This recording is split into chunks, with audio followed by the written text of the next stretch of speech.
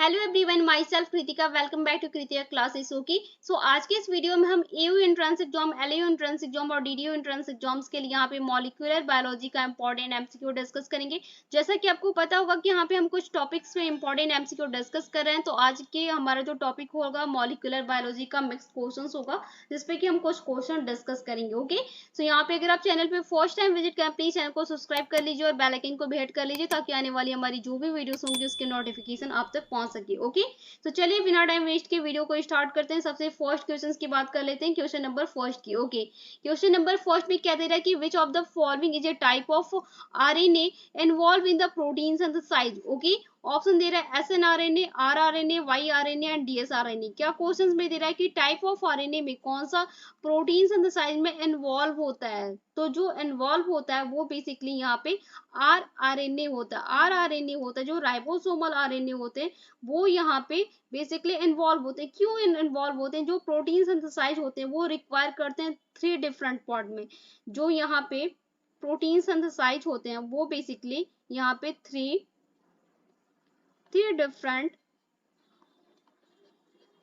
Different form के RNA होते हैं। ठीक है, आरएनए होते हैं। जो पहला होता है वो आपका कौन सा होता है?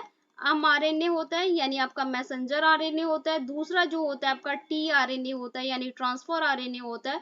और जो तीसरा होता है यहाँ पे rRNA होता है, यानी आपका राइबोसोमल आरएनए होता है। ठीक है, तो यहाँ पे बेसिकली ना तो इन ऑप्शंस में से mRNA दिया है ना tRNA दिया है, ओनली rRNA दिया है। तो यहाँ पे rRNA जो होता है, राइबोसोमल आरएनए जो होता है, वही यहाँ पे प्रोटीन सिंथेसाइज के रिक्वायर होता है। ठीक है, यहाँ पे इन्वॉल्व होता है। ओके, समझ में आया क्वेश्चन? क्वेश्चन नंबर फर्स्ट का ऑप्शन क्या हो जाएगा? राइट, बी करेक्ट होगा। Okay, 3 second.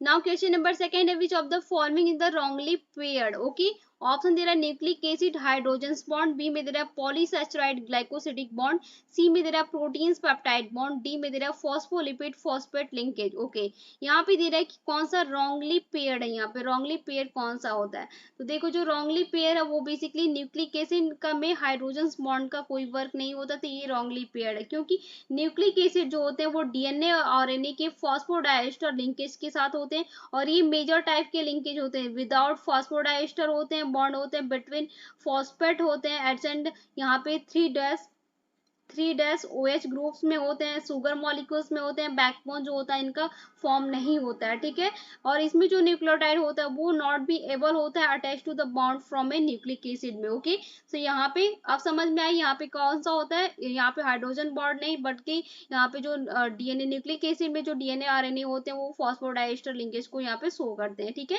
सो क्वेश्चन नंबर सेकंड का यहाँ पे ए ऑप्शन राइट हो जाएगा। Okay, now question number third है, which of the following functions of DNA is necessary for the purpose of the evolution। Okay, option दे रहा है म्यूटेशंस, रेप्लिकेशन, ट्रांसलेशन, ट्रांसक्रिप्शंस।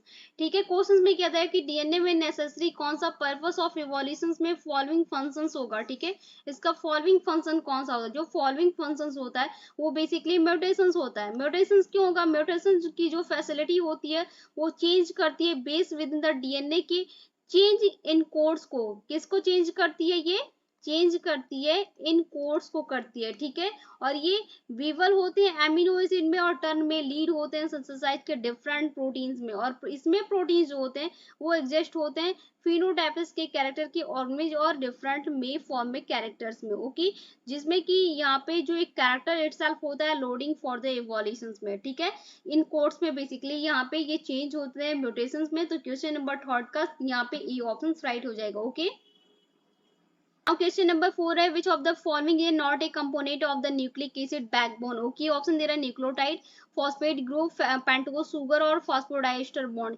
यहाँ पे क्या दे रहा है कि न्यूक्लिक एसिड के बैकबोन में कौन सा कंपोनेंट जो होगा वो नहीं होगा, not a component of nucleic acid backbone.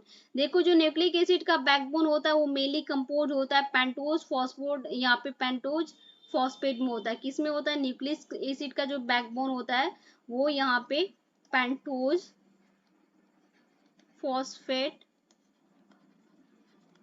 Pentose phosphate unit पे होता है, जो कि मोनोमर में होता है। किस में होता है? मोनोमर में होता है। ठीक है, और ये रिपीट करते हैं मोनोमर के अटैच टुगेदर होते हैं फॉस्फोडाइएस्टर लिंकेज में, और ये गिविंग राइज बैकबोन में यहाँ पे न्यूक्लियोटाइड के साथ अटैच होते हैं सुगर माइटोसिस के फॉर्म सुगर फॉर्म में साइड चेन में, ओके, हाइड्रोजन लिंकेज के कंप्लीमेंट्री स्ट्रैंड में। तो यहाँ पे क्या हो जाएगा, क्वेश्चन नंबर 4 का ए ऑप्शन राइट हो जाएगा, न्यूक्लियोटाइड होगा, ओके, क्या होगा, nucleotide, okay. So question number 4 का यहाँ पे ए ऑप्शन राइट होगा, ओके। Now question number 5 है, which of the following does not contribute to the stability of tRNA? Okay, option दे रहा है hydrogen bonding, hydrophobic interactions, B C में दे रहा है base and sugar phosphate backbone interactions, और डी में दे रहा है बेस पेयरिंग, ठीक है। यहाँ पे क्वेश्चंस में क्या दे रहा है, कौन सा डज नॉट कंट्रीब्यूट होगा स्टेबिलिटी ऑफ tRNA में। यहाँ पे ट्रांसफर आरएनए में कौन सा नॉट कंट्रीब्यूट होता है, जो कंट्रीब्यूट नहीं होता वो बेसिकली यहाँ पे हाइड्रोफोबिक इंट्रैक्शंस होता है। हाइड्रोफोबिक इंट्रैक्शंस क्यों होगा, क्यों नहीं होगा, क्योंकि जो ये इसमें निगेटिव चार्ज होता है टीआरएनए की बैकबोन में, जो टीआरएनए का बैकबोन होता है इसमें बेसिकली निगेटिवली चार्ज होता है, और ये अनलाइकली मॉलिक्यूल्स को हाइड्रोफोबिक के हैव होते हैं, हाइड्रोफोबिक नेचर्स में, ओके। सो क्वेश्चन नंबर यहाँ पे 5 का बी ऑप्शन राइट होगा, ओके। क्वेश्चन नंबर 6 है, which of this factors contribute to a decrease in the gene density, okay. Option दे रहा है intergenic sequence, cell size, operon and exon sequence, okay. Option questions में क्या दे रहा है कि यहाँ पे जीन डेंसिटी में कौन सा डिक्रीज होगा, फैक्टर कंट्रीब्यूट होता है, तो वो बेसिकली क्या होता है आपका यहाँ पे एंटरजेनिक सीक्वेंस होता है। एंटरजेनिक सीक्वेंस क्यों होगा, क्योंकि इसमें जीनोम साइज जो होता है वो इंक्रीज होता है, डीएनए बिटवीन में 2 कंसेक्यूटिव सीक्वेंस के इंक्रीज होता है, और ये इंटरजेनिक सीक्वेंस के साथ यहाँ पे नॉन इंटरजेनिक सीक्वेंस जो होते हैं उसमें यहाँ पे नोन एज होते हैं, ओके। सो क्वेश्चन नंबर 6 का ई ऑप्शन राइट होगा, ओके। Now question number 7 है, which of the following does not occur during the cell division in the prokaryotics, okay. यहाँ पे ये ऑप्शन दिए गए हैं। क्वेश्चंस में क्या दे रहा है कि सेल डिविजन के प्रोकैरियोटिक में कौन सा यहाँ पे डज नॉट अकर होगा, इसके ड्यूरिंग डज नॉट अकर होगा, अकर नहीं होता है, तो वो देखो इनके बीच यहाँ पे बेसिकली जो इसका करेक्ट होगा ना, सी ऑप्शन करेक्ट होगा, बट इसमें सी करेक्ट होने के बिटवीन में 2 स्टेप के डीएनए क्लीवेज होते हैं, जो कि डीएनए रीजॉइनिंग के लिए यहाँ पे डीएनए में जो रीजॉइनिंग होती है टोपो आइसोमरेज में प्रमोट होता है, और पैसेज जो सेकेंड सेगमेंट में डीएनए थ्रू होता है ब्रेक में, और जो टोपो आइसोमरेज होता है उसका फंक्शन इन्वॉल्व करता है डीएनए क्लीवेज के स्ट्रैंड पैसेज में डीएनए रीजॉइनिंग के हाईली कोऑर्डिनेट मैच यहाँ पे मैनर्स में। तो यहाँ पे बेसिकली इसका जो डीएनए रीजॉइनिंग होगा, स्ट्रैंड पैसेज होगा, डीएनए क्लीवेज होगा, ये सारे ही ऑप्शंस होते हैं, बट डी मल्टीपल डेस्टिनेशन होता वो नहीं होता, ओके। सो क्वेश्चन नंबर 7 का सी ऑप्शन राइट होगा, ओके। क्वेश्चन नंबर 8 है, which of the following not a required for the DNA sequencing, okay. Option दे रहा है polymerase chain reaction, PCR, electrophoresis, restrictions, digestion and cloning, ठीक है। यहाँ पे दे रहा है कि कौन सा डीएनए सीक्वेंसिंग के अकॉर्डिंग नॉट रिक्वायर्ड होगा, यहाँ पे रिक्वायर्ड नहीं होता। जो डीएनए रिक्वायर्ड नहीं होता है वो बेसिकली डीएनए सीक्वेंसिंग के जो पोजिशन होते हैं उसमें डिटरमाइन होता है प्रिसाइज के ऑर्डर न्यूक्लियोटाइड में। तो ये जो यहाँ पे न्यूक्लियोटाइड होते हैं वो विद इन डीएनए मॉलिक्यूल्स होते हैं, और ये इंक्लूड होते हैं मेथड इनका टेक्नोलॉजीज में, रेस्ट्रिक्शन एंडोन्यूक्लियस में, इलेक्ट्रोफोरेसिस के टेक्निक्स में, और पॉलीमरेज चेन रिएक्शंस में, पीसीआर में, ठीक है। तो इसलिए यहाँ पे क्वेश्चन नंबर 8 का यहाँ पर डी ऑप्शन करेक्ट हो जाएगा, डी राइट होगा। कोलिंग, जो कोलिंग होता है वो डीएनए सीक्वेंसिंग में रिक्वायर्ड नहीं होता, okay. So not question number 8 का डी राइट है, ओके।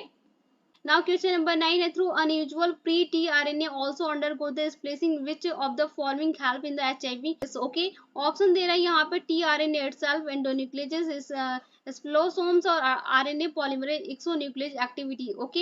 यहाँ पे दे रहा है कि through unusual pre tRNA also कौन सा अंडरगो होगा स्प्लिसिंग में, विच फॉलोइंग हेल्प करेगा इसके अचीव के लिए, ठीक है। तो वो बेसिकली यहाँ पे इंडोन्यूक्लियस होता है। इंडोन्यूक्लियस क्यों होगा, क्योंकि इंडोन्यूक्लियस जो होते हैं वो थ्रू अनयूजुअल में प्री टीआरएनए के प्री आरआरएनए में आल्सो अंडरगो होते हैं स्प्लिसिंग में, और ये कंट्रैक्ट करते हैं स्प्लिसिंग आरएनए के रिएक्शंस में, और ये इन्वॉल्व करते हैं एक्टिविटी ऑफ कैटालिटिक टीआरएनए की, और आरएनएएस में और टीआरएनए के में मेंशन होते हैं, ओके। सो क्वेश्चन नंबर यहाँ पे 9 का बी ऑप्शन राइट हो जाएगा, ओके। नाउ क्वेश्चन नंबर 10 है, which of the following is the DNA made up of, यहाँ पे डीएनए किस में मेड अप होता है, adenine, guanine, cytosine, thymine, both adenine, guanine and cytosine, thymine, और डी में दे रहा है नॉन ऑफ द मेंशन। यहाँ पे डीएनए किस में मेंशन, डीएनए किस में मेड अप होता है, डीएनए किस में मेड अप होता है, ये बेसिकली बोथ एडेनिन, गुआनिन में भी होता है, और साइटोसिन और थाइमिन में भी होता है, ठीक है। सो यहाँ पे क्वेश्चन दोनों में, बहुत दोनों में ही होते हैं, ओके। सो क्वेश्चन नंबर 10 का यहाँ पे सी ऑप्शन राइट हो जाएगा, क्योंकि देखो डीएनए जो लीनियर मॉलिक्यूल्स होते हैं ना वो मेड अप होते हैं 4 डिफरेंट टाइप के न्यूक्लियोटाइड में। कितने टाइप के, यहाँ पे 4 डिफरेंट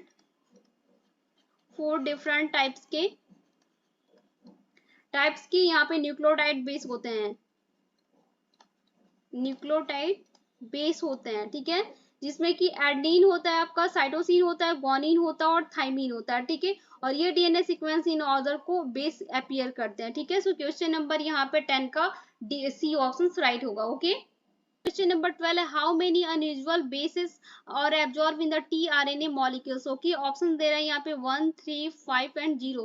यहाँ पे दे रहा है हाउ मेनी अनयूजुअल बेस कितने एब्जॉर्ब करते हैं टीआरएनए मॉलिक्यूल्स में। देखो टीआरएनए मॉलिक्यूल्स में जो यहाँ पे अनयूजुअल बेस यहाँ पे एब्जॉर्ब करते हैं वो 5 होते हैं। 5 क्यों होते हैं? क्योंकि 5 अनयूजुअल बेस प्रोड्यूस करते हैं एंजाइमेटिक मॉडिफिकेशन के अनयूजुअल बेस में, और ये एब्जॉर्ब करते हैं टीआरएनए मॉलिक्यूल्स को, ठीक है। टीआरएनए 12 का यहाँ पे सी करेक्ट होगा, 5 होगा, ठीक है, 5 यहाँ पे करेक्ट होगा, सी राइट है। Now question number 30, what is the resolutions. Resolutions क्या है?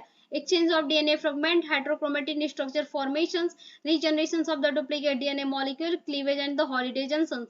रीसोल्यूशंस की बात करते तो रीसोल्यूशन जो होता है वो प्रोसेस ऑफ होमोलॉगस के रिकॉम्बिनेशन में डीएनए मॉलिक्यूल्स जो होते हैं उसके साथ रीजनरेट करता है, और ये प्रोसेस में जेनेटिक्स एक्सचेंज करता है, और यही ऑल्सो यहाँ पे प्रोसेस होता है रीजनरेशन रीसोल्यूशंस का। ओके, तो यहाँ पे क्वेश्चन नंबर 13 का सी ऑप्शन करेक्ट हो जाएगा, regeneration of the duplicate DNA molecules का होता है रीसोल्यूशंस का काम। ओके, सो क्वेश्चन नंबर 30 का सी राइट है।